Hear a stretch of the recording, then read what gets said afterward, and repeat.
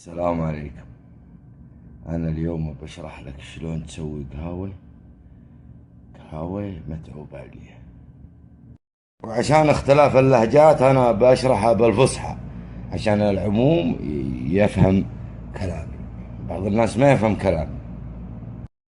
أهم ما بالقهوة هي الحمسة. يجب أن تكون حمستين: حمسة دبزهاء كلون التمر، وحمسة شقراء كما هي الحبتين في يدي.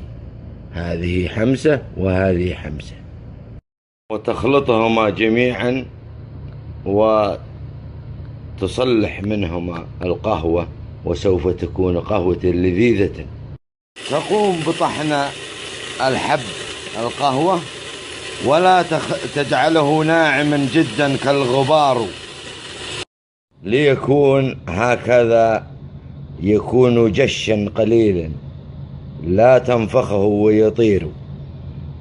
ومن ثم تصلق القهوة في مطباخ القهوة، والذي يسميها البعض قمقوم، إنه قمقوم، وهذا يسمى الخلب، أو يسميها البعض الليفة. اغسلها وضعها هنا لتنتفش وتشخل القهوة شخلا. ومن ثم اطحن الهيل قليلا فقط تكسير، لكي لا يأتيك مدحدرا لا يقضبه الخلب.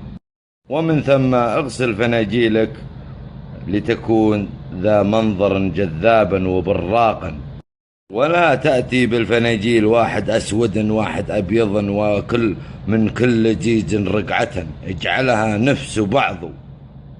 عند الانتهاء ضعها على شنق، أي على جنب، لكي ينزل الحثال من الأعلى إلى الأسفل، لتكون قهوة صافية. اصلق القهوة على الهيل الموجود بالدلة، ولا تطبخ الهيل نهائيا لكي لا تكون قهوة محمضة. وها هو أول فنجال، ولكي تعرف قهوتك اشربها هكذا. وإذا بقي حثال اعرف أن قهوتك مثل وجهك.